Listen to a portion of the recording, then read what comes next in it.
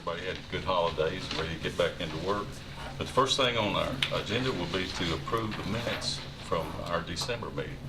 Mr. Chair, I've read those minutes and I move that we approve. So we have a motion Second. and a second. Mr. Pearson. All in favor, say aye. Aye. Any opposed? Motion carries.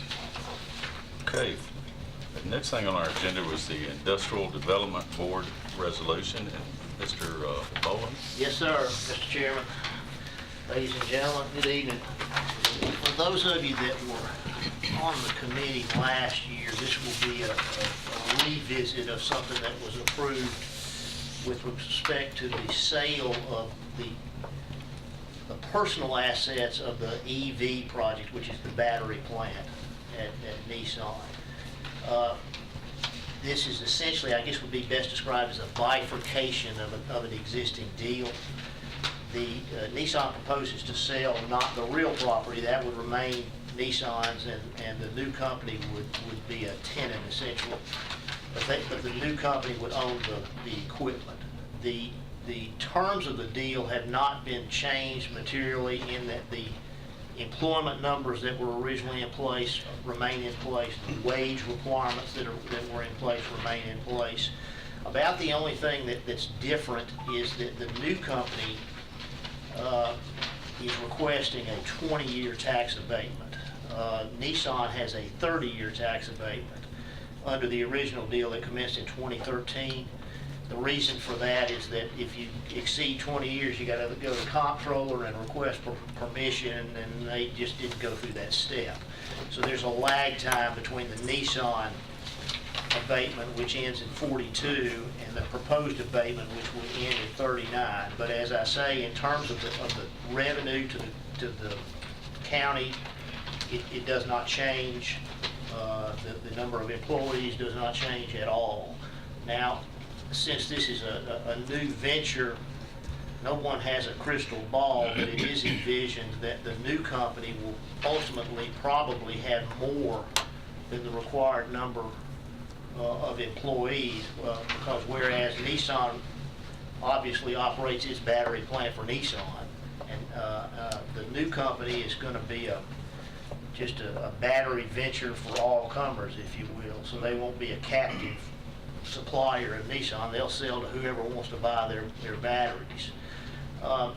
So this is the transaction itself requires Nissan to redeem the bonds with respect to the equipment, have the equipment reconveyed to Nissan, so Nissan can in turn sell it to this new company, who will then in turn have what is described as a new tax abatement, but effectively it's just a bifurcation of the existing tax abatement. I hope that's not too confusing, but that is the request that the Industrial Development Board makes tonight. We approved preliminarily, subject to the approval of budget and full commission, this bifurcation, and believe it's in the best interest of the citizens of Rutherford County, and hopefully it will even add more jobs in the future than we already have. And I'd be happy to answer any questions. Is there any discussion? I remember this conversation from Yes, ma'am. the last commission meeting, or last budget, so I'm perfectly comfortable with the transaction, so I'll make a motion to approve if there's no questions. Second. Mr. Dodd. So we have a motion and a second. Are there any other comments? I read your resolution and the document you had. I just want to thank you for a very thorough set of documents to great deal of information for us. I know it's complicated information, but Well, it made a lot of sense. So. I'd like to take credit for that, but Mr. Tom Sherrard in Nashville put that together, and he did so in a pretty straightforward manner, so it was helpful. It's easy to support when you give us When you understand. adequate information. So thank you. Yes, sir. Okay, let's call a roll, please. Okay, we're starting with Mr. Johnson tonight. Mr. Johnson? Yes. Mr. Piercy? Yes. Mr. Stevens? Yes. Mr. Allen? Yes. Mr. Dodd? Yes. Mr. Gooch? Yes. Mr. Peak? Yes. Thank Thank you, sir. Thanks, Howard. Thank you. Okay, next is the investment report. Here's some of these. from the trustee's office. So we didn't have any investments this month, any CDs. The rate for next month is 2.26%. That's about it. Oh, he did want me to mention that our collections, as of the end of December, are up almost 1%, so right about the same. I noticed when I sent in my check, y'all was quick for cash. Is that a compliment? I guess. We don't let it sit around very long. Zap zoom. I see Ted walking to the bank every day. Get it in. Okay, are there any other questions? Motion. Second. Okay, let's see, all in favor, say aye. Aye. Any opposed? Motion carries. Thank you. All right, thank you. Thank you. Okay, Lisa, with the fund condition report. Okay, so beginning with the development tax, we collected $458,250 in December. That brings our year-to-date total $3,036,000.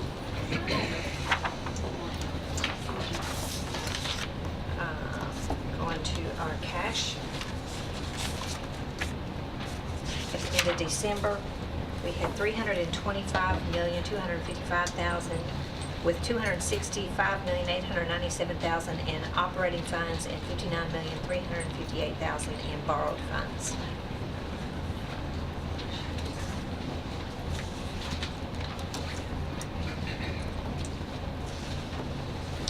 There's no questions to that. I'll move to the revenue.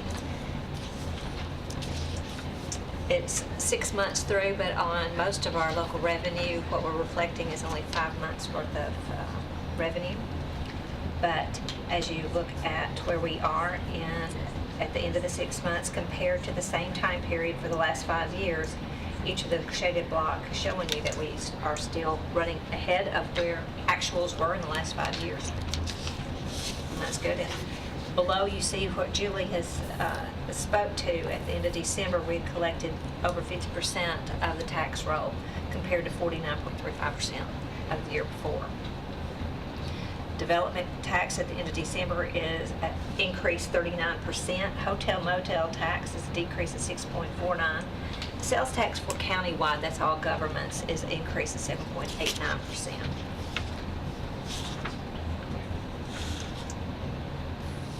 So right now, we're looking okay. We'll be expecting to adjust revenues. Did you say the hotel motel tax had decreased? Had decreased. Do you have any idea of why? I do not know. No.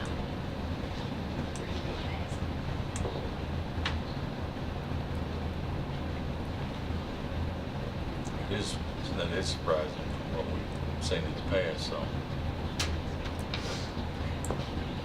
Okay, any other comments or questions for Lisa? There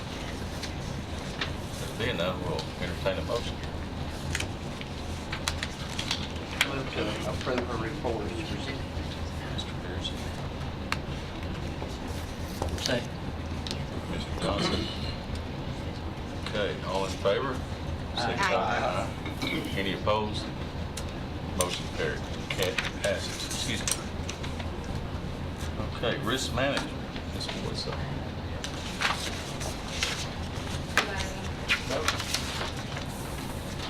Okay, a couple different things tonight. We'll go over Fund 264 first. Our revenues at the end of December came in at $6,698,000. Our expenses came in at $6,632,000 for a difference by a month of $65,932. When you look at the prior year-to-date, you'll see that the revenue was at $66,402,000. Current is at $75,196,000, with experience in prior at $67,349,000, and current at $69,341,000. For fiscal period, if we look at prior period revenue, we were at $27,499,000, with current being $30,772,000, and expenses in prior period at $33,128,000 compared to current of $36,314,000. For calendar year 2018, we ended at, to the good at $5.8 million. And currently in the calendar year, we are showing that we have the expenses higher than revenue to the sum of $5.5 million. And that's normal, the expenses higher than revenue at this point. From the fiscal year, It's yes, from the fiscal year it is. So Lisa will monitor things on a fiscal year, risk management monitors things from a calendar year, 'cause that's what our premiums are built off of.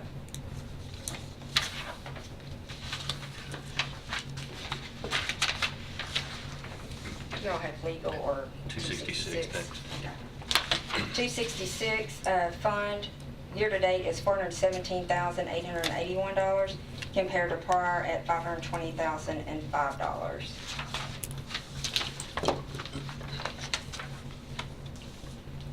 Our legal for December ended up at $14,603 compared to prior to $44,463.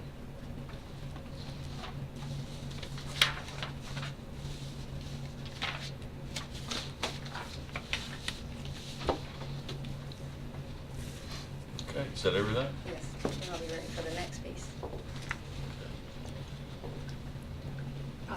You need to vote on this. Motion on the report. All right. Any questions for Melissa? Let's have a question. On the OPEB that we track at the bottom, that's the amount that we need to fund future retirees?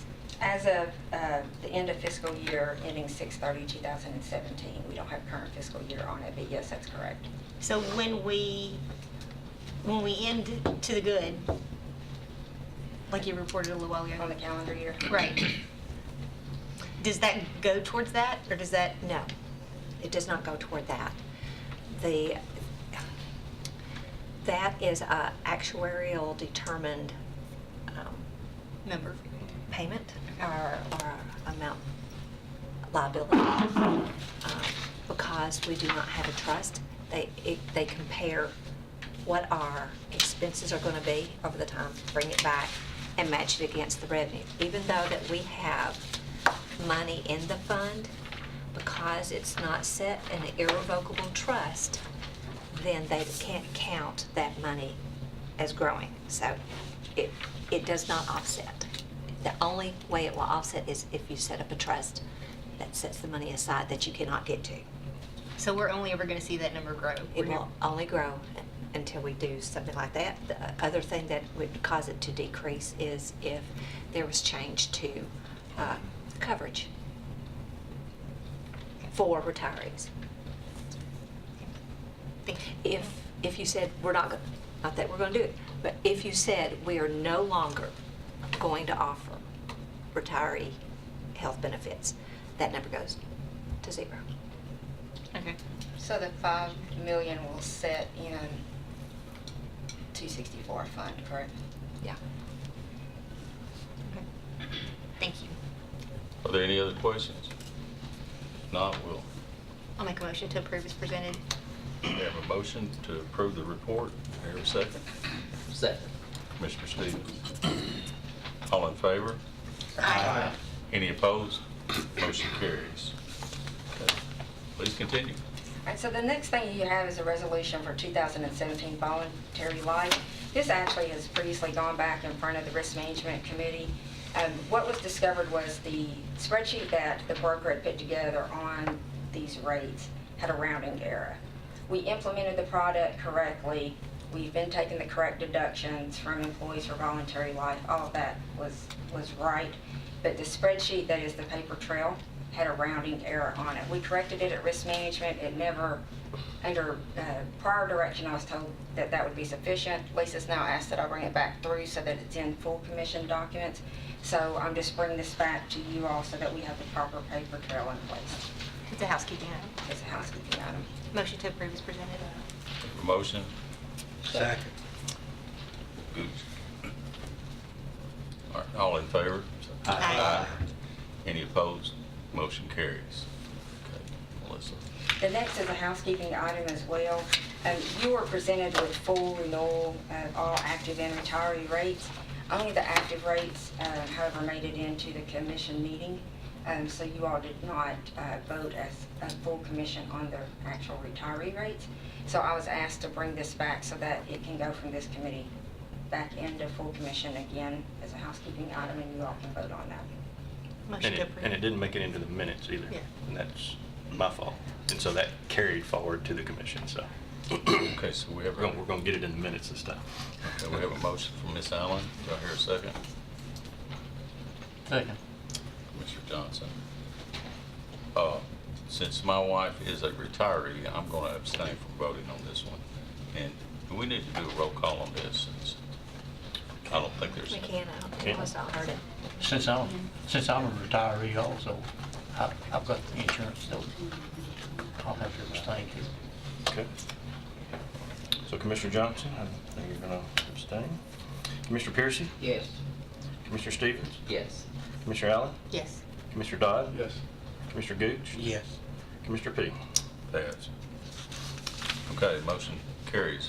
Thank y'all. This is my last report to this committee. I want to thank you all. You've been very good to me in my tenure here at Rexford County, and I've appreciated working with all of you all. So thank you very much. I've enjoyed it. Thank you. We're gonna miss that now. Yes. That's, talk about thorough. You've always been very thorough. Thank you. I Thank you. appreciate that. Y'all have a good night.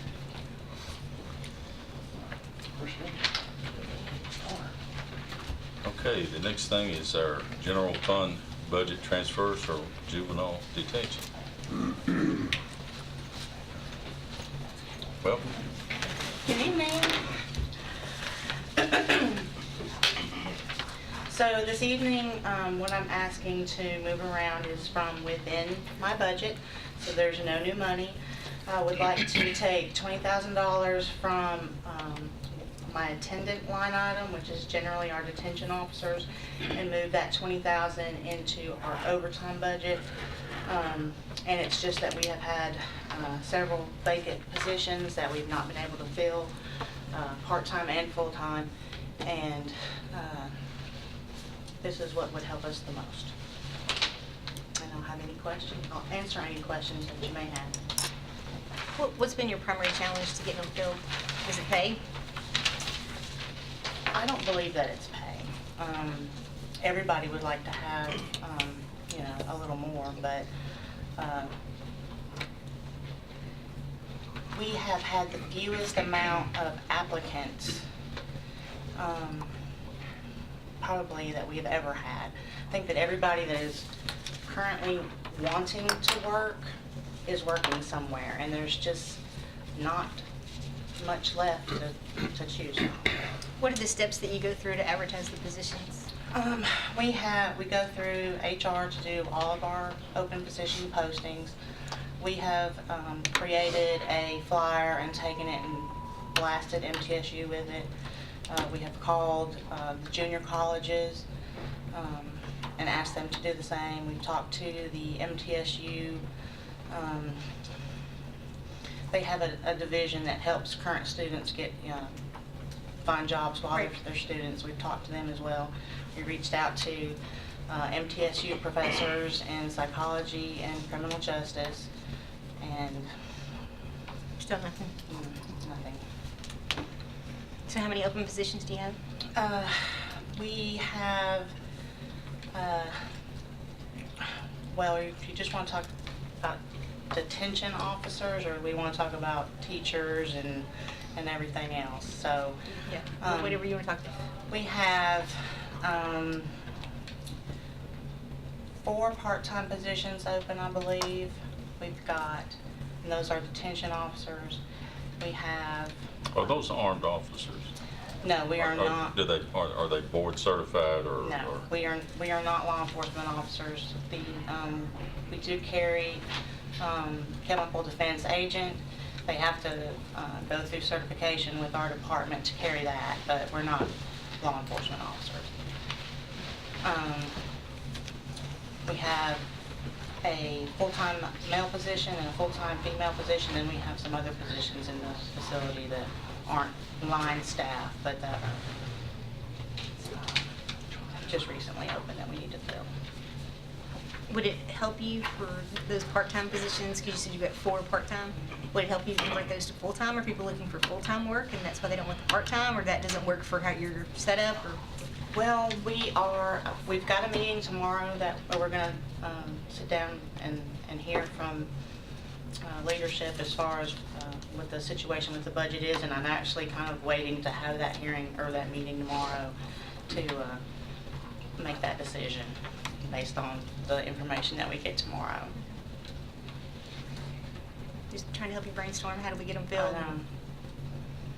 I'd much rather be paying that to somebody that's stable and on your staff. Well, and what we have always had is we are a fabulous training ground, and when we get somebody that's good and we get them trained and they realize that this is the career that they love, then they move on somewhere else where they become a certified law enforcement officer, or they go FBI, and some, we just train them and then they leave. You're the launching pad. Okay. Yeah.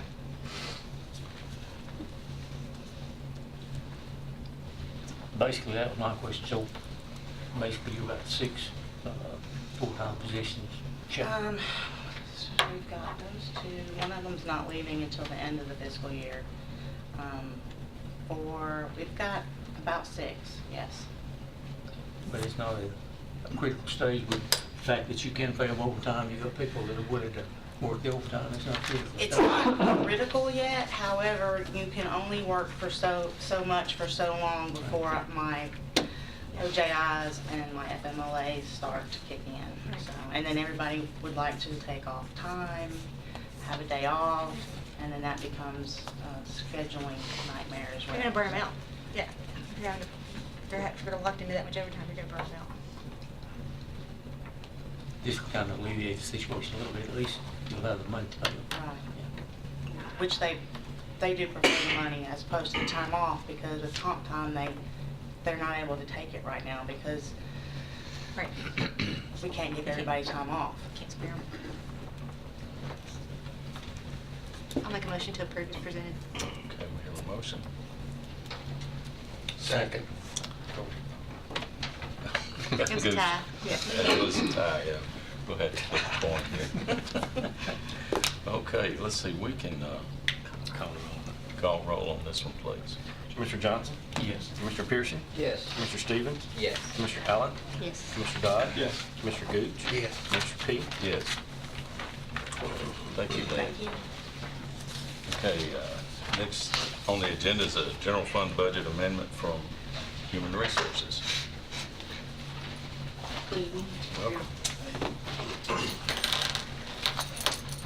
So we, as you know, do a lot of pre-employment testing, background checks, physicals, and those type things for our employees. And I believe this is, last year we had to have some money from testing lines from other departments to go into it that actually have a testing line item. But this is the first year that we are not going to be able to make it with that. With the turnover, you just heard Lynn talk about her turnover. Just in new hires alone this year, we've had to, and we're talking fiscal year, July 1, we've done 220 background checks, 220 drug screens, 66 basic physicals, 24 firefighters, 90 TBI, and 90 MMPI testing just from July 1 until now. We have already, almost to the point, have exhausted our budget, which has been our budget for like the last 5 or 6 years. We've stayed in the $35,000 to $40,000 range, and so we are at the point of almost exhausting that due to the turnover. With the unemployment rate being as low as it is, people are looking and they have options, and everybody's hiring, as Lynn has discussed. You asked the question, where do we post? And with the NeoGov system, it goes out nationwide, worldwide, because it's open. The jobs are posted on governmentjobs.com, which then is picked up by Indeed. And then for unique positions, then we go out to the universities. Right now, we are working on an engineering position with the highway department. We have posted it twice, and we still don't have any applicants for the engineering position for our public works. So we are looking at reaching out to some other universities that are a little bit further away to go into their career centers to see if they can help post that on their career centers for people who are either alumni or who are about to graduate in the next coming months. So unfortunately, this has been a problem, pretty much across. And if I look at the 90 MMPIs, that tells you an MMPI is done whenever it's public safety for law enforcement or corrections. So that's how many we've lost in law enforcement and corrections since July 1. So I'm asking for this budget amendment. We have found a solution to assist with the cost of the drug screens, but the drug screens by no means are our most expensive cost. A firefighter physical is $255. Obviously, we want to make sure that they have the right lung capacity and can physically go into a burning building and to take care of things like that. An MMPI is $225 per test. And so those are our more expensive tests, but we are trying to see what are some other things that we can do to help offset some of the costs where we can. And we have found a solution to help us with the drug screening, which would take a drug screen from $40 to about $12. But that's not going to, that will help some, but it's not going to reduce this by a large amount of money. So I regretfully have to ask you for additional monies for the testing line item. How were you able to drop it from 40 to 12? What did you do to get it to that? So we have, Ms. Street and I we actually talked to several vendors about some in-house drug screens because we do all the drug screens for the OJI program as well. And we have a vendor that we went through to help us with that. And so they've given us, we purchased some equipment from them, and we're going to be doing the training on that equipment next week. And that's what will help with that. Instead of them having to go to an actual facility, they will be able to come in-house and have that testing done in-house. We're already doing the testing in-house, but we're sending it off to our third-party lab. With this, so let's do the whole thing in-house and then send it to the lab for positive results. But it's still used through their third party. The medical review officer reviews positive tests. We don't know, we never know like what somebody tests positive for. We send that to a medical review officer and they contact the employee themselves. So we'll still be using that mechanism for positives, but this way it will help us to offset some of those tests that are not positive. Is there any way to predict how long this is going to buy you, how much time it's going to buy you, or there's no way to predict? No way to predict because, the turnover's going to be. Yeah. And even with the sheriff's office, earlier in the year, because we were getting so desperate for people, to find, I went and met the Warrior Workforce Program through the Chamber of Commerce. I actually was on that board to help with that, and we were going up to Clarksville to the military base, and soldiers that were being released, we were doing job fairs with those individuals who were being released that had a background to say, what could you offer the county? We had a job board that showed all of our benefits. We had one board that showed the benefits and another board of like why you would want to live in Rutherford County, our great schools, it's a great place to work, live, and play. I believe that was a chamber thing at one point in time, and told them all the things that we had available to us. And we've got some from that, but 2 or 3 when you're needing 20, it's a help, but it's not solving the issue. So a lot of it's just that because our unemployment rate is so low that it makes it hard. Trump economy's just killing us, right? So, I don't know what to say. Yeah. Well, you've heard What the it problem is. that we do. Can you y'all want to offer a motion on this? I will make the motion. I don't think $20,000 is going to kill the ending fund balance of $30 million. So just to drop in the bucket, I make the motion. We have a motion, Commissioner Johnson.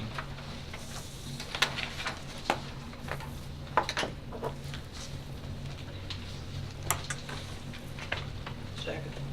Mr. Pearson. Okay, we have a motion and a second. Any other discussion? If there is none, please call roll. Commissioner Johnson? Yes. Commissioner Pearson? Yes. Commissioner Stevens? Yes. Commissioner Allen? Yes. Commissioner Dodd? Yes. Commissioner Gooch? Yes. Commissioner P? Yes. Motion carries. Thanks, Tom. Thank you. Okay, general fund budget amendment from Halls. Mr. Gregory.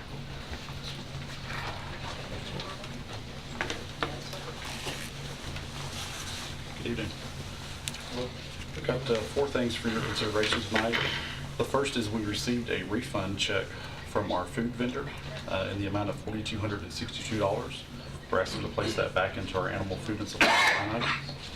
The second is to move some additional monies from our full-time veterinary position over to the contract vet position because we've been unable to fill that position still.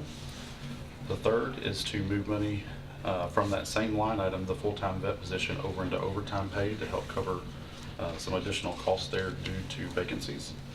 And the third is to move $5,000 from our drugs and medical supplies over to our custodial supply line item.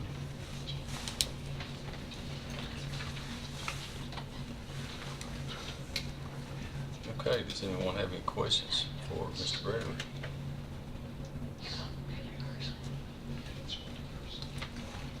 Motion to approve is presented. Okay, we have a motion. Ms. Allen? Second. Mr. Gooch? Okay, any other discussion? Not, let's call the roll. Commissioner Johnson? Yes. Commissioner Pearson? Yes. Commissioner Stevens? Yes. Commissioner Allen? Yes. Commissioner Dodd? Yes. Commissioner Gooch? Yes. Commissioner Pete? Yes. Thank you all. Okay, we are not going to look at number 9 tonight, and we'll go forward to the concept and funding of an addition to the archives building. Thank you, Mr. Chairman. I'll go ahead and explain that. For those on property management's already heard this, and now it comes to us. It was put on the front burner to expedite this issue. The Sheriff's Department is overcrowded. They've got a tractor trailer sitting on their premises out there, and it's basically full of their records, which they have to retain forever. They are also renting or leasing space at a warehouse in Laverne, and it's charging every time a sheriff personnel request a file for an investigation. The company down there charges to pull it, they charge to deliver it, and they charge to refile it. So we feel like that with that and with Melissa Harrell, she has a lot of her records that are stored on the 3rd floor on the 3rd floor of the new judicial building. And then when you talk to Mr. Lodell, I think his building, when it was originally built, the estimated length of time was for about 15 years, and we're now at about 15 years, are we not, John? And he's done everything that he can. He's taken his shelving and basically compressed that from 4 books to 6, or 4 shelves to 6 shelves, right? 5 to 7. 5 to 7, Same okay, concept. same concept. So he's utilized every bit of space that he has, and he's out of space. So for those that were here in years past, when that building was actually built, it was built with brick on 3 sides, the front and the two sides, and the back was left without any brick facade on it, so it's just a metal with anticipation of future growth or at that point. So we need to knock that wall down. We need to pour a pad and then come in and build a 2-story facility. The numbers before you in this resolution, I think we talked with Bart Klein, who's here tonight. I think Commissioner Dodd, you looked at it in property management and were concerned about the cost per square foot, and I think we have numbers that are actually lower than that he was able. That's $120 a square foot is what he got back to us today, so it would be less than this, right at 2 million? A little over 2 million? Yes. Yes. Is that correct? With the soft cost, yes. Okay. $2,055,000. $2,055,000. So you see that they've reduced the cost from the $2,893,000. Considerable savings. But the reason, when we first started quizzing, which made sense to me, we were asking Mr. Klein about that, and he said because of when they come in, the contractor will knock that back wall out. From a weather standpoint, they have to take more precaution to protect the archived books and papers that are in there. So instead of just knocking it out and letting the weather and the snow blow in, the rain blow in, and humidity and et cetera. So we think we can get that done in a short order. Took it before the IDB just prior to this meeting. They were willing to accept it. They're the ones that actually built it a long time ago, and they're willing to accept this with permission of the commission. So the overall project should be $2 million more now. $55,800. $2 million. The PBA, yeah, Public Building Authority. I'm sorry, $2 million. $2,055,869 is the current estimate.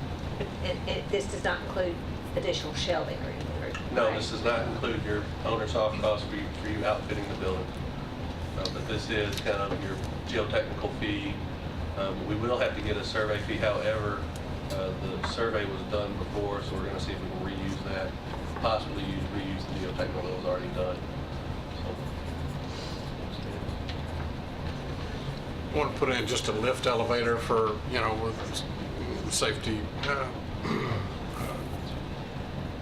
included in that, but not, if we go with an elevator inside, then you're going to have to totally block it, where this would just be a utility elevator and a loading dock. I think, Bart, you talked about probably have to do that as well. Yeah, and we'll probably have 2 egress stairs, and we're looking at a loading dock, and we'll look at some type of lift for the pallets to get up and down. But also your second floor, because of the weight of the archives, you've got quite a hefty, that's a lot of weight. So we will strive to keep it within budget. Did we let bids for this project? Y'all haven't approved it yet. We haven't approved. Where would the money come from? Ending fund balance?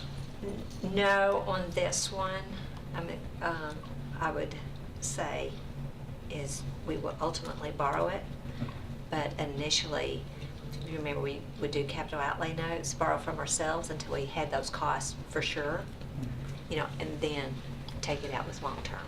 So I'm just going to go back to Commissioner Piercy. If it's approved, then it'll go back to the PBA. The PBA will put it out to bid at that point. So we're not approving this gentleman to do it? That's up to the PBA to hire him. Well, I'm sorry, go ahead. What about, you going to the bond market would you be going to the bond market on that? Eventually, but in the short term, on these short-term projects, that's what, that I would recommend. Let me ask you a question about the article from CTAS, and they just loaned Tennessee County Service Loan Program. Have you ever approached them on any of that? They just loaned some county on a fixed rate for a school. So have you ever gone down that avenue, or have you thought about that instead of the bond market? I don't know which is the Was that approved way. fixed rate? Yeah. I mean, what we do is put it out to market and get the competitive rate, the market rate, whatever that market is that day. I mean, that's not always an option, but usually when we go, it's big money. Sure. What we would end up doing, we would not go to the bond market for $3 million.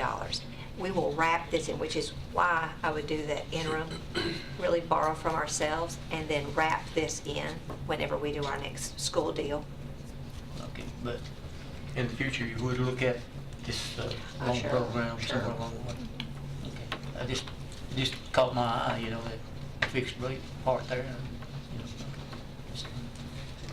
We'd be looking at every opportunity you can to save dollars. Absolutely. We're all taxpayers. I have a question that kind of dovetails on Mr. Piercy and Mr. Johnson. Whenever we've done building projects in the past, and typically it is schools, we've always allocated design funds first and then allocated construction funds. And so I guess I'm just a little uncomfortable about allocating construction funds when we don't have a construction number yet. This is an estimate. So why would we not just do the design fee first and then come back and look at whatever the construction cost is? You can do that, but and it just will go back and forth from the agreement that you have with the PBA. If you look at those agreements, y'all kind of specify to them and say, this is how much that we are handing this project to you with this amount of money. We've done it in the past where it's in total. We've done it piecemeal, where we said, you know, we're only allocating the design fee. That's as much as we're going to do. And then we come back, and that's all the agreement is. And then we come back and we do the next piece.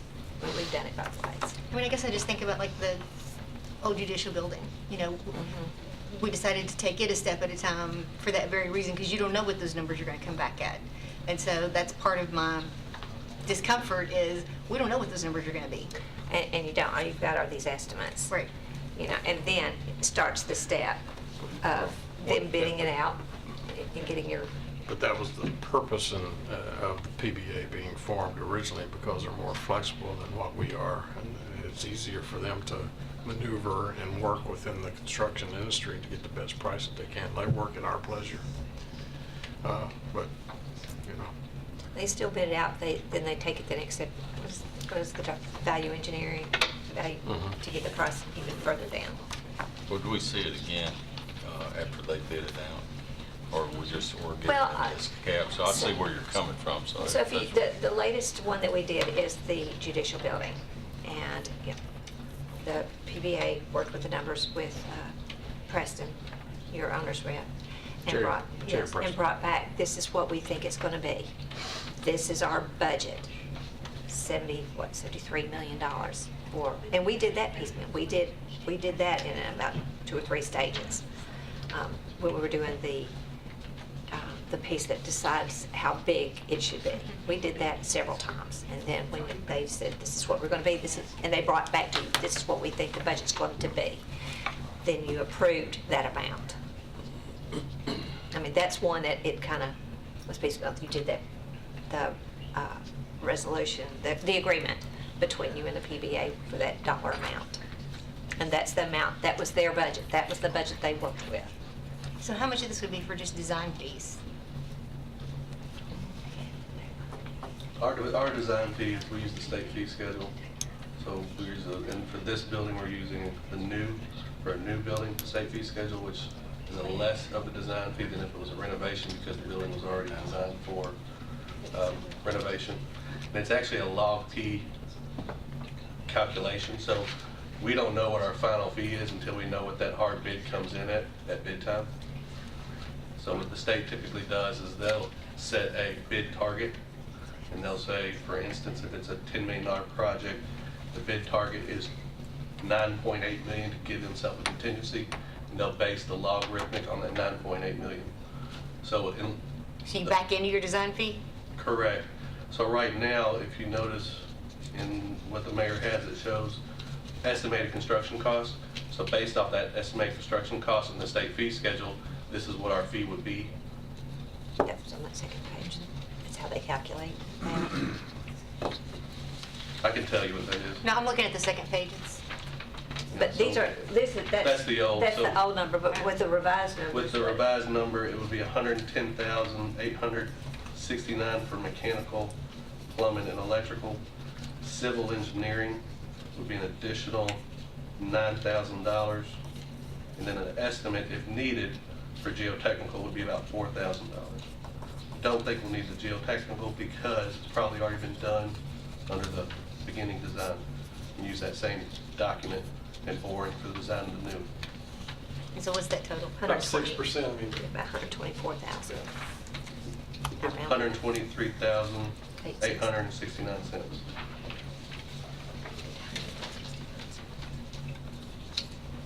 And Commissioner Allen, just if I may interject, I like the path you're going down from a stewardship obligation we have. But I would like to also discuss on the merits of this particular case, the size of the job, the scope of the construction. This could be one where I think we could more safely expedite, not that we're in a hurry, but this is a much simpler scope of work, much easier to estimate using some square foot numbers and some logic from their profession. So I would be inclined to support this project under this type of progress. a budget, PBA's obligation to not spend that budget, but to value engineer that budget in. If it comes down, it comes down, correct? If it comes down, yeah, I mean, if they're only going to issue the contract for what they value it down, if there's any money left. I just know the experience that we've had even with the schools that, you know, the bids, because the market's so hot, are coming in high.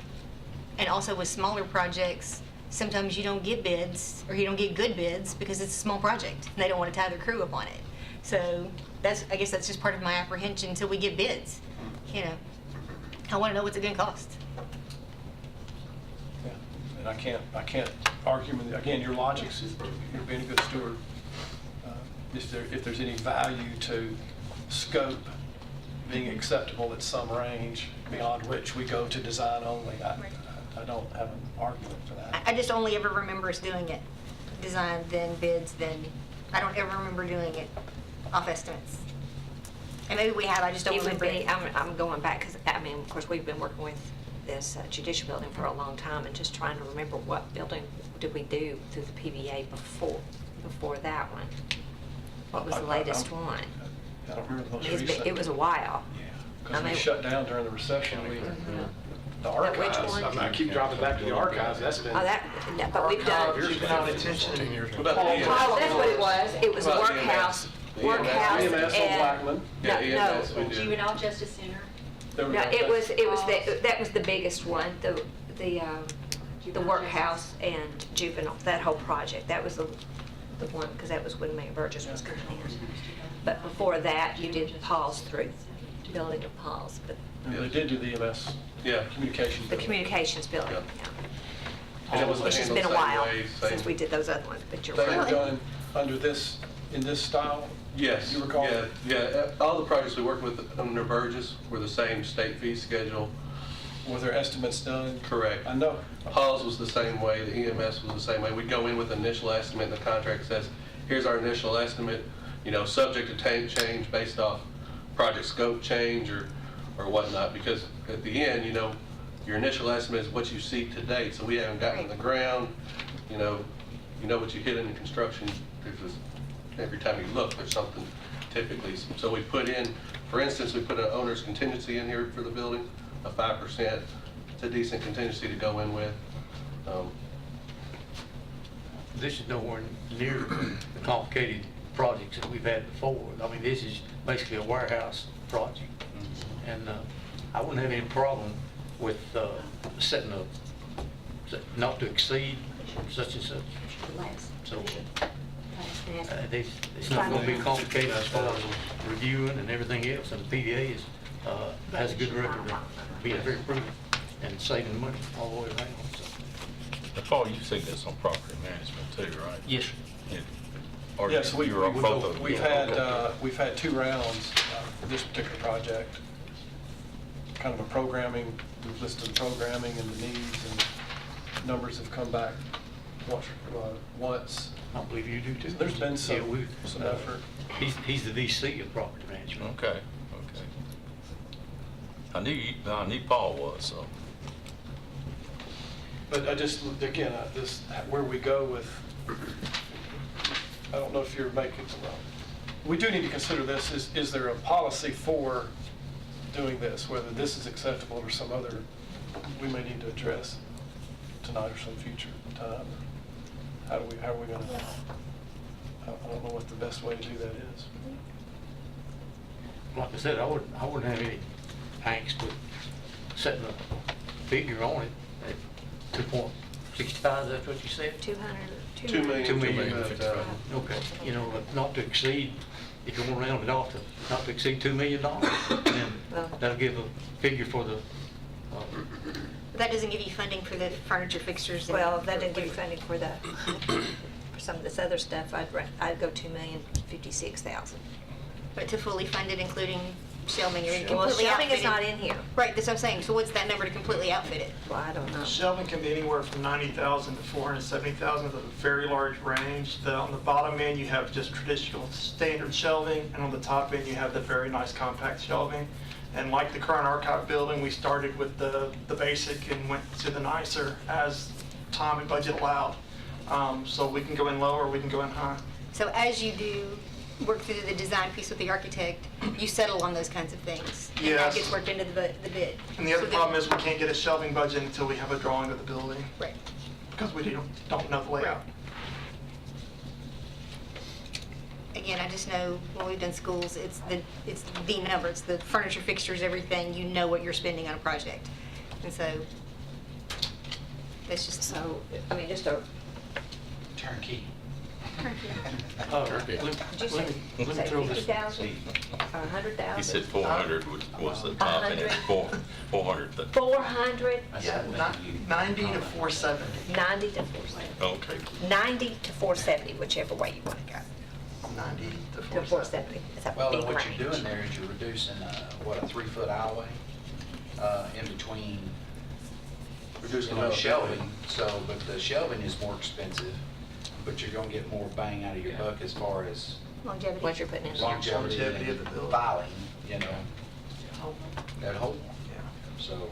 A general rule of thumb for furnishing a building is 25 to 30% of the cost, of total cost of construction and fees. It's just a general rule of thumb. Which is an estimate. Which is an estimate. Right, And just this an is estimate. Unique kind of, Food for thought. You got Christie Houston is very generous with their monies sometimes. I wonder if they might be interested in helping preserve the records of this. No, sir, we borrowed money last year, and they only allow an agency to request funding once a year. And so we got money before I came to buy Dr. John's building for Trey King.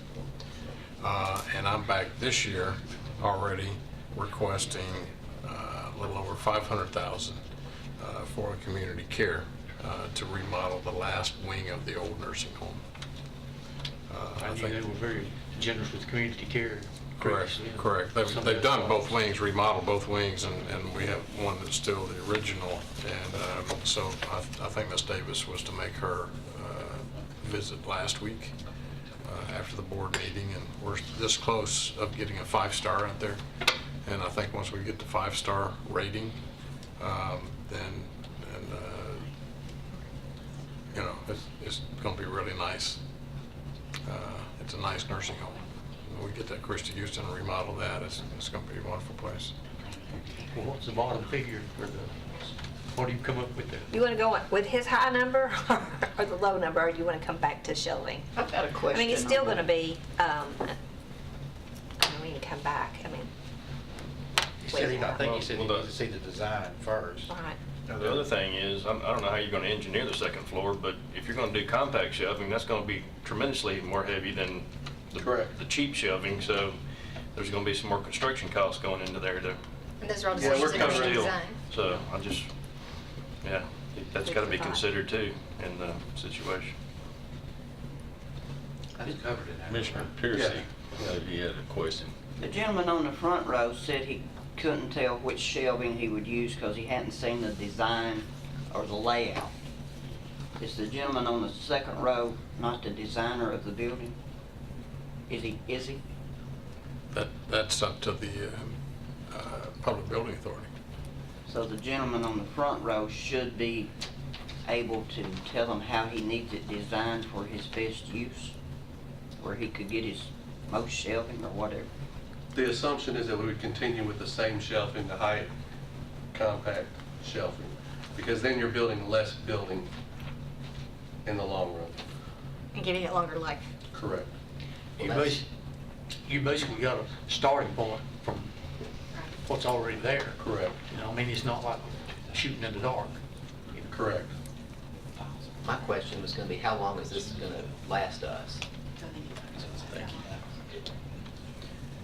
Well, if you got 15 years out of the last one. We weren't the size we are now. We weren't No, recording the volume no, of so- files. I've made the same statement to Robert Stevens when you were on Records Commission with us, to Mayor Burgess' previous administration and the current administration. As archivist, and I've been here 12 years, the building and I came together, so to speak. We came in together at the same time.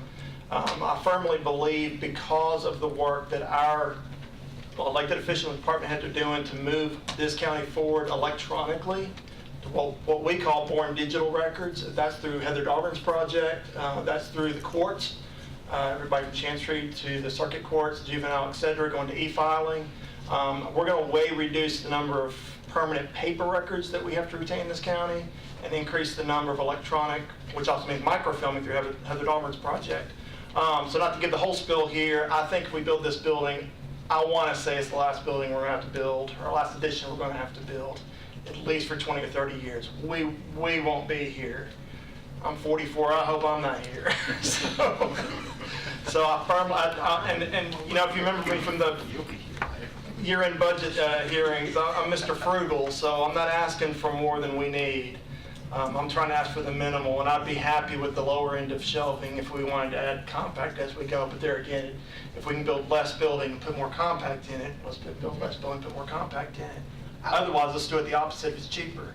I don't know exactly how much Melissa Harrell has. I kind of do, but I don't in square footage.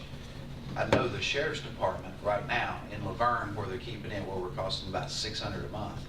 And then what they have in the semi-trailer out there is about a little over 2,000 square feet, just the sheriff's department right now.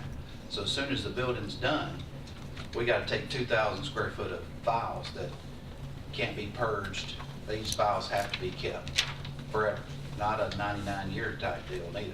So it's I know that for a fact. And then whatever Melissa's telling us, she's running out of room already, and even in the new judicial building, the big files that roll away, you know, so you can pack as much in there as possible. She's, what's it called? Well, they're not lift reaver, but they're... They roll tight, but anyway, she's full, and that's why they're going to the third floor, trying to pull some stuff out of there just to have room on the floor. So I don't know the question to how much square footage of hers we're going to have to put over there too. But some of that can be purged in her office. So. Well, we need to look at sending the state a resolution at some point, ask them to reduce how long you have to keep some of these things, and, or make it to where you can scan them electronically and get rid of the paper copy. And that's ridiculous to have to keep prisoners' things for 99 years after they're dead. That can be scanned in today's technology and throw away the paper, and that could save us a ton of space. So I just want to be sure that we're not doing this, and in 10 years we're going to have another edition. We need all of our departments and everybody going to e-records so we don't have the paper. Well, I think in property management, you're pretty thorough about the e-filing in your estimation of how long this is going to last. And as technology continues to grow, the physical piece of paper and physical part of it is going to decrease. So I don't think we're looking at having to build an additional one. And I'm like you, I probably won't be around to see it anyway in 20, 25 more years, according to your estimate. The space would also allow us time, allot us the space to manage the records. Right now, Sheriff Department, 5 different places, we can't get our hands on all of it to streamline that and make some sense out of it and try to purge things. So it's a dire necessity for Sheriff, for Circuit Court. Melissa Harrell had to put things on the 3rd floor that Jerry Preston said do not put records up there in the swing space. And day one, we had to put records on the swing space. So I think that, you know, I'm here to say that the addition that we're requesting is of dire necessity. I think that the trend up here on the committee is not whether you need it or not, it's just what's the most prudent way to fund it, to be both expeditious and a steward. So I think we may be in support of the need. Is that a safe statement? So just wonder. So $2,056,000 for all his part. If you go on the high end on the shelving, it's $470,000. That totals $2,526,000. But we need all that shelving right away. No.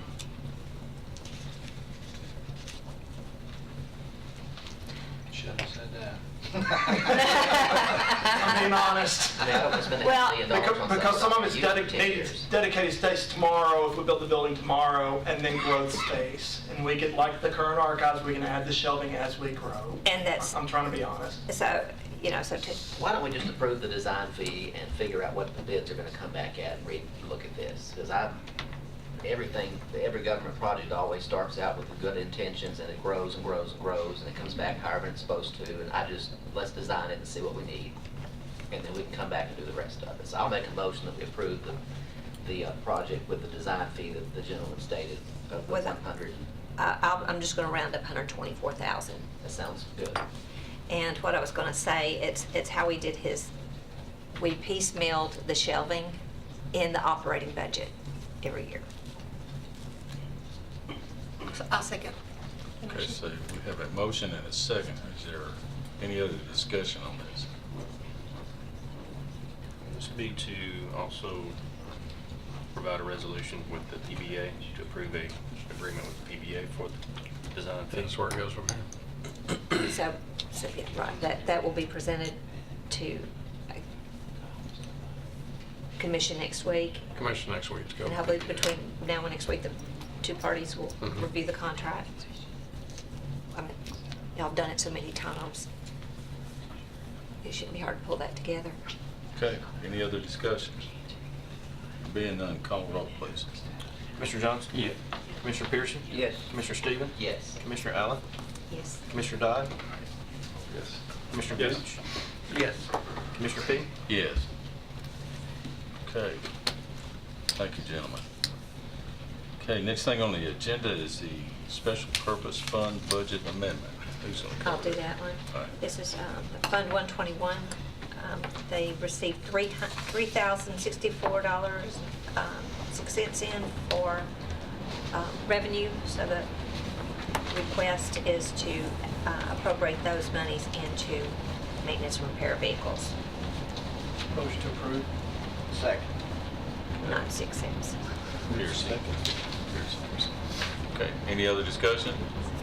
Being none, call roll, please. Commissioner Johnson? Yes. Commissioner Pearson? Yes. Commissioner Stevens? Yes. Commissioner Allen? Yes. Commissioner Dodd? Yes. Commissioner Gooch? Yes. Commissioner Fee? Yes.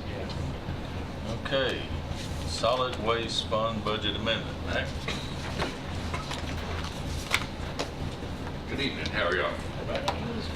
We want to do a budget amendment for engineering fees for the Leanna Convenience Center, Site Recycle Center. When we originally put in that budget number of 25,000 is when we were starting the budget in February, and we didn't have any drawings or any discussion, so that was just a number I stuck in there.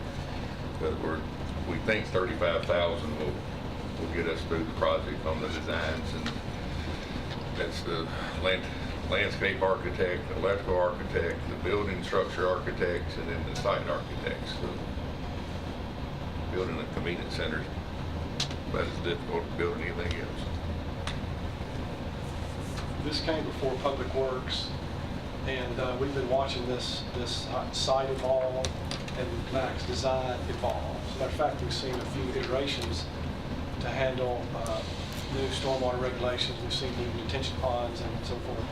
And I had the opportunity to have a very brief conversation to support the percentage, the $60,000 as a total design package as a percentage of construction is 15%.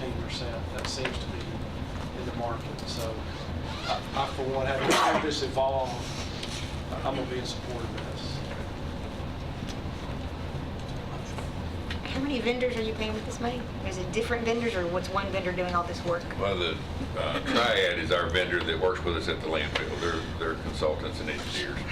So the actual convenience center part of it is they can take care of all that, and the permitting and all the grading and those things. The electrical part of it, the landscape part of it, and the actual building structures is not their part. So there's But this is just design fees, all we're talking about. Will they do the entire design, or they will just design?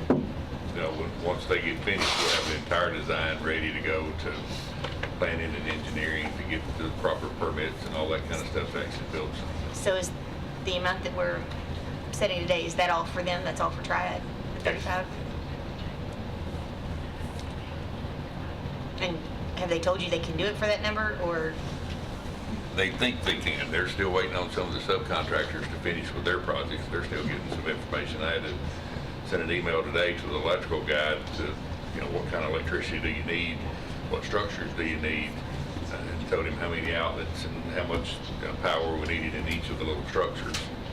And it was, when they were looking at the big drawing, they were looking at the solid waste / fire department building and the compactor pad, which would have all the heavier electricity there. And, automotive fluid, he didn't think it needed any electricity. Well, it does.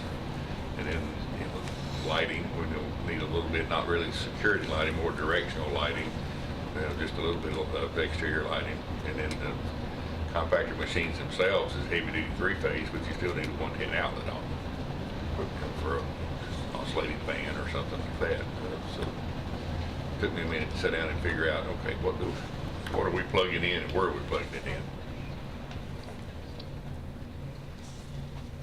Public Works Tuesday night, you made the comment you had a bill coming somewhere around 22,000. Yes, that's for the design work they've done so far. That's gonna leave you 13,000 to finish up the design fees on it. Think it'll take it off? I hope not. But I'm also hoping not to have to come back for more. When will they be due? The ones that it's not into 22,000. We were hoping to get that drawing the end of this week. Today's Thursday, but we won't get it this week. And then the other contractors for the landscape, the county requires things to be a whole lot prettier than they did when we built these things 35 years ago. So that's going to be expensive. The fencing alone is going to be between $80,000 and $100,000. The equipment, just the roll-off equipment and the compactors is $161,000.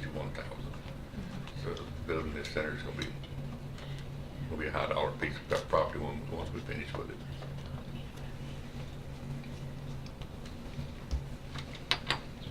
it. Okay. But at the same time, the mayor and I discussed it when we started down this road, and we both agreed when we build a new one, and this is going to be the new one, it needs to be attractive enough. If we need to put it in your neighborhood, you're not going to fuss too bad. And of course, when you do that, it costs a little money.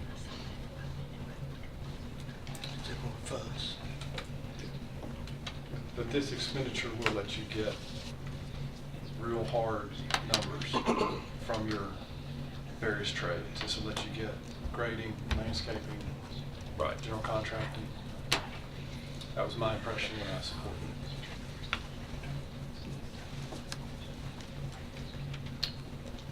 it. Okay. You've heard his proposal. Do I hear a motion? Make a motion to approve. Mr. Dodd. Request amendment. Second. Piercy. Motion and second. Any other discussion? Don, call roll, please. Mr. Johnson? Yes. Commissioner Piercy? Yes. Mr. Stevens? Yes. Commissioner Allen? Yes. Commissioner Dodd? Yes. Mr. Gooch? Yes. Mr. Peak? Yes. Thank you very much. Thank you, Mr. Nolan.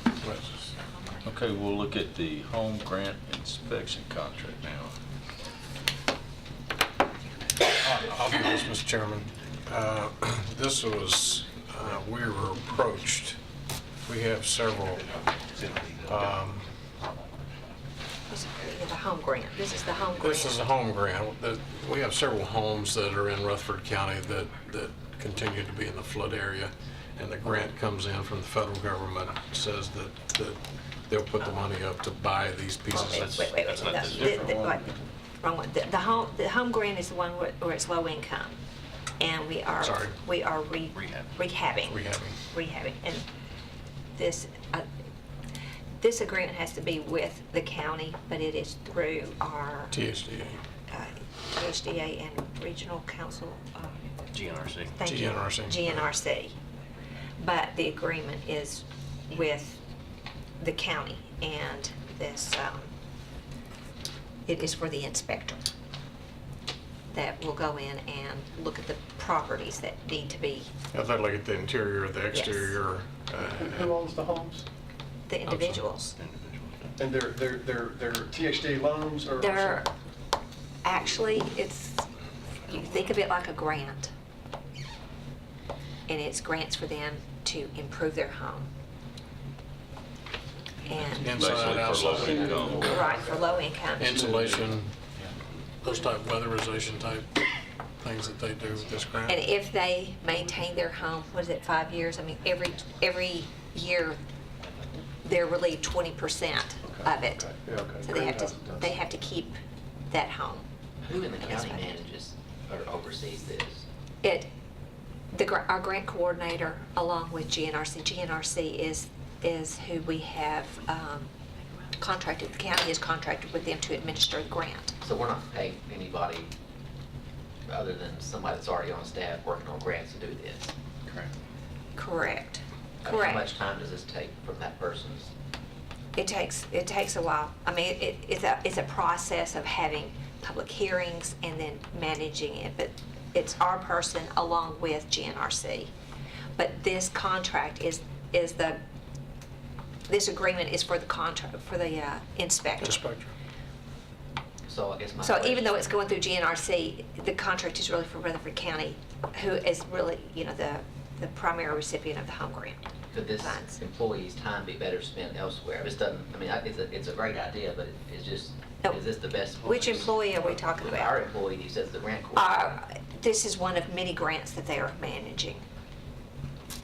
We've had this, I know this is at least the third pot of money that we manage, that we've done in the county.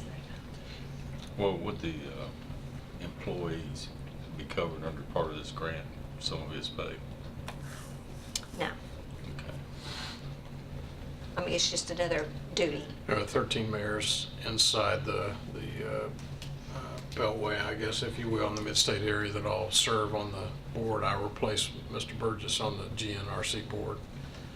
So as those dollars come in, they go back to each community to go back to help the citizens. And that's the purpose of it. The grant comes in, grant money is used by individuals to use on their homes. It might be replacing their roof. Correct. Or it but might be, the grant money comes in, individual uses it. We do some management of the grants, writing the grants and Okay, administering to some degree. So GNRC is carrying the heavy load, making sure that the first, right. Taking the applications of people who are applying for help. And then there is a process of determining which ones that they will allocate the funds to these projects. Then they say it's, I'll just pick on you. And so that they've agreed to do yours. Then the inspector comes in, this is what needs to be done. Of course, I think that's done beforehand, so they know how much money is allocated to that. And so once that part is done, through GNRC, they are contracting with somebody to go do that repair. The bills come in to GNRC, then they come to us to pay. So a lot of these funds are flow-through money. We get the bills. Conduit, weren't we? That's what I'm saying, the bills come in, we send it in as a request for But I think that's what reimbursement. they're looking at is what does our grant coordinator, what is the time that she spends on this? But it's just, it's all on paper. It's just another piece of her job duty. I mean, there are many grants that she manages. And she's just making sure that the money's come in and the bills are paid. Coordinating matching funds. And coordinating it, yeah. County on any of Coordinating it. No matching funds. No, this And is the a grant. $2,500 per house, per inspection, is paid through the grant to the Yes. inspector. Correct. Yes. What the heck are we improving? We're improving managing it? This is our agreement with that Coffin and Associates. Hiring the contract, or hiring the inspector to do Hiring the work. inspector. They're federal dollars. And so they come in through GNRC, but in order to be given out to each one of the counties, there's got to be a vehicle through the county to allow those funds, once the inspector identifies what the needs are, The if it's inspector is paid through the roofing grant. or insulation or Yes. putting gutters on or whatever it may be. It's just the flow of the dollars, but eventually our citizens who need help end up benefiting from that. It's a lot of paperwork. So basically, on this agreement, the third and fourth paragraph here, whereas the consultant represents that he is equipped, competent, and able to undertake such, you can read it for yourself. Then whereas the consultant agrees to provide service. So that basically that's what we're doing, right? The consultant is going to That's who provide we the pay, service. but GNRC tells us who those consultants are, right? There's a process that they go Yeah. to fund these, but the agreement with this inspector is between the county and the inspector. That's clear. That statement, is clear to me. It is. And will be paid by the grant.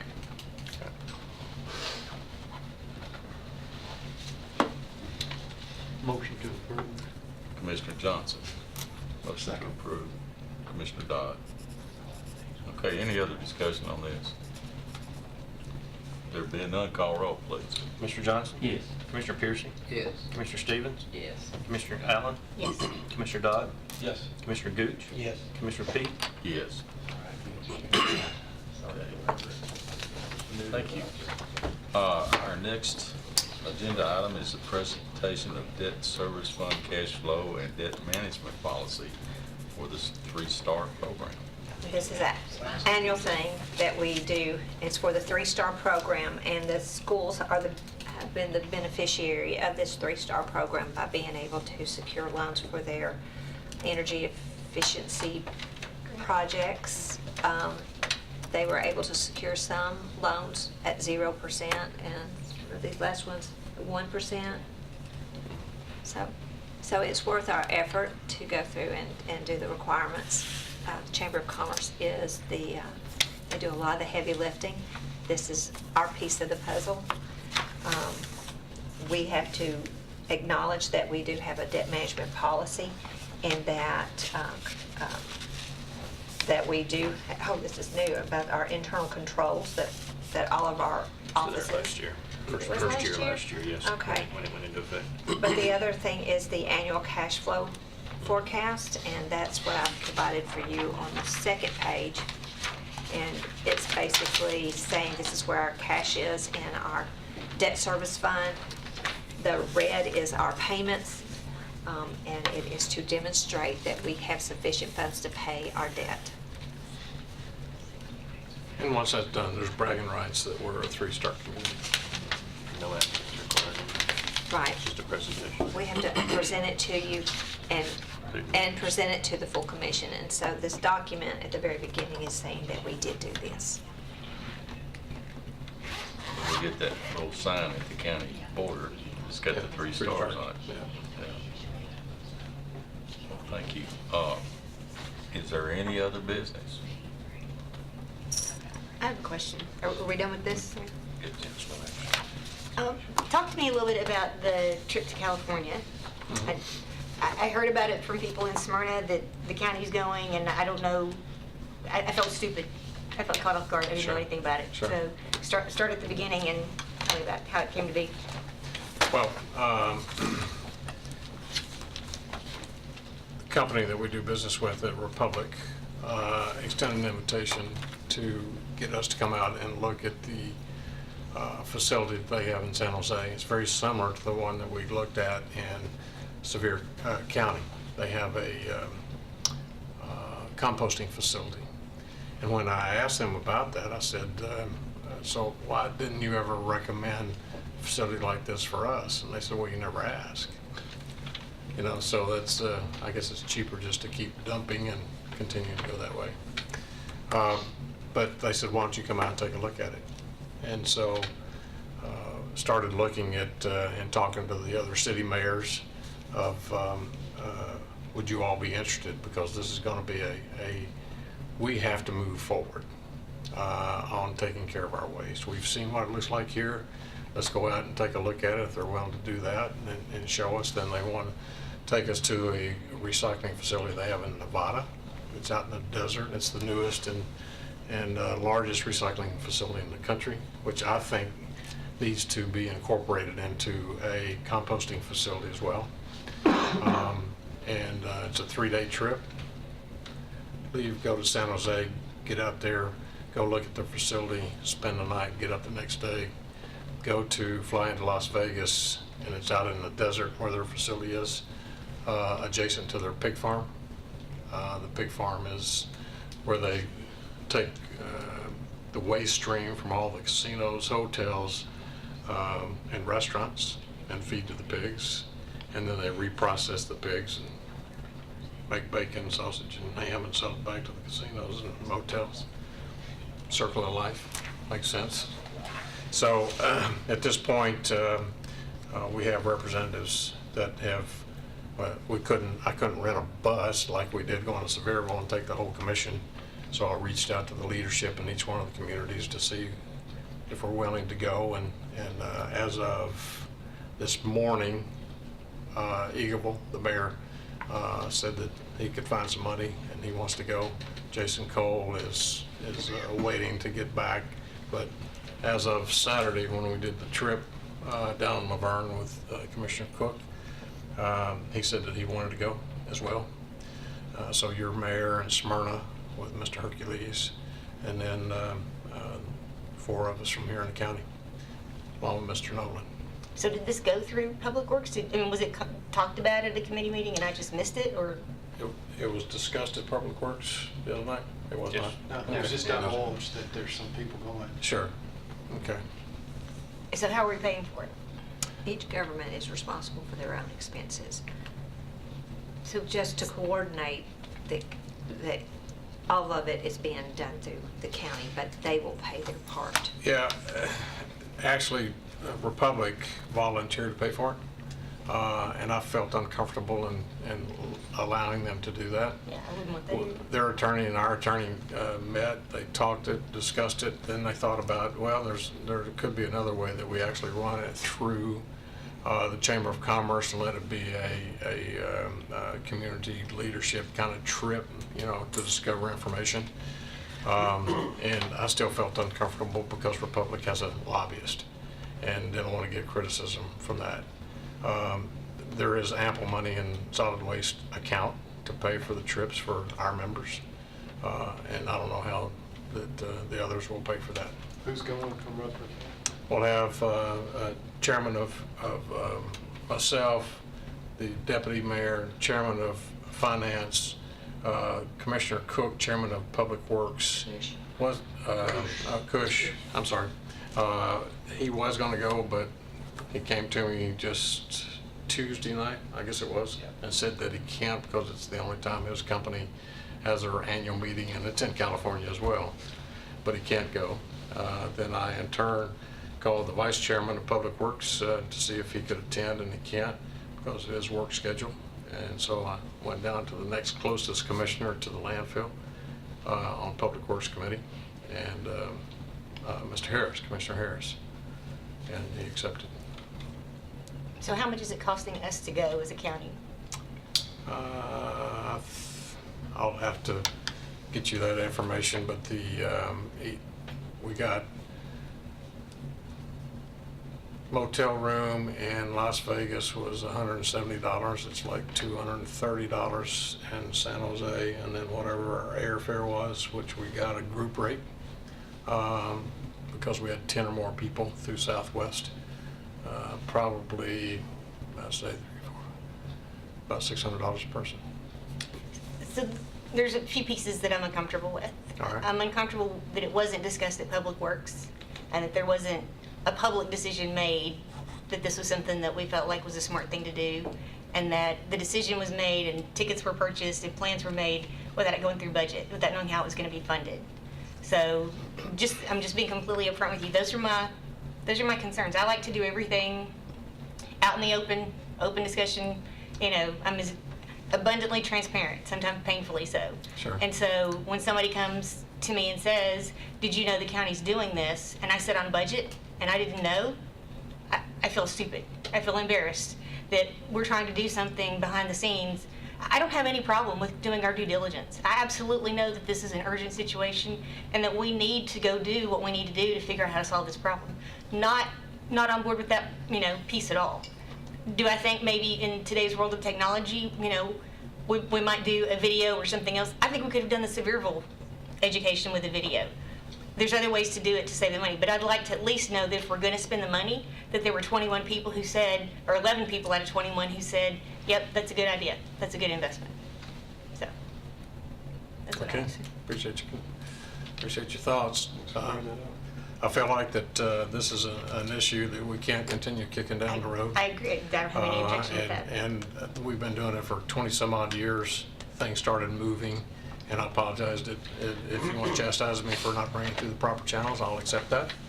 But And I didn't intend for it to be a chastise, I'm sorry that it came across as a chastise, No. it's just me being Sure, I direct. understand. So, I yeah. understand your directness, and I appreciate that. Things started moving quickly as far as Republic wanting to back and forth, trying to put pieces together, trying to figure out each one of the councils. It was very hard just trying to get people's agendas together and their calendars, because city council in the city meets on this night, and city council in Smyrna meets on this night, and Laverne, et cetera. And then ours, it was very difficult trying to pull that together. When Republic started pushing, I started calling people and said, are you willing to go? We need representation from Rutherford County, and that's where we are.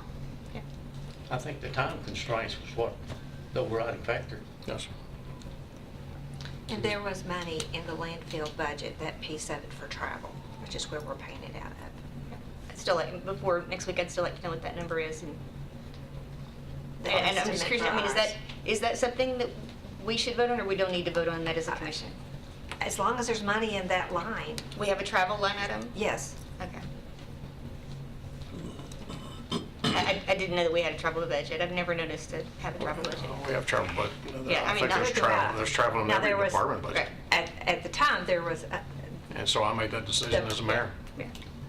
there's a budget, which I'm sure was planned for other things. It's being used for this, but there may be a time coming back later. Is this trip being advertised in the newspaper? If you've got multiple commissioners and the chairman of the Yeah, board open going on a meetings trip, is it what needs he's to be publicized that the public's open to, welcome to go and attend to if they'd like to go. At their expense. At their expense. I'll be happy to do that. Yeah, that needs to be put in the paper everywhere you're going, what time you're gonna be there, so that if somebody in the public wants to go, they'll Sure. go. And, you know, We're all coming discussion. back with a full report on what the findings were, and maybe even pictures and videos and all that sort of stuff, so I mean, it's gonna Well, the be, gentleman. we're gonna bring everything back but the pig smell, hopefully, so. The gentleman that gave the report from Republic the other night said he would do an in-depth detail video of everything they had for the ones that didn't get to go to watch. You know, I'm like kinda in favor there, Miss Allen. We might should have looked at the video first And then decided. and then decided it might would have saved a little money, might not. I'm not trying to tell the mayor how to do his job. Well, you know, I like videos, but I'm going to be real honest with you. Even what we did from OIT of the drone flying around, I watched that hour and a half. But to be there to see it, to see how the machines are actually operating, to see how they're flowing the trash stream into those machines. How they control the smell. And the smell. I mean, yeah, exactly, because the one that they have in San Jose is in a downtown area, and it's all in a building, so their trash comes in, you don't see it, and there's offices and other commercial businesses across the street. They said they don't have any smell. So, you know, I signed on to move this county forward. If you don't think that I need to do this, then I just want us to be upfront. I just want to Sure, know. I sure. want to be in the loop. Well, I'm being, Yeah. And I felt like a lot of us Well- got left out of the loop on well, this. I do apologize, and I was planning on doing that at the full commission meeting, because I didn't get a commitment from one mayor. I'm waiting on the other one, and then once the total plan was put together, then I was planning on letting the full commission know at one time. Thank you. Okay. Is there any other business? There being, Commissioner Johnson. A motion to adjourn. Yes. Do I hear a second? Okay, let's say we're adjourned.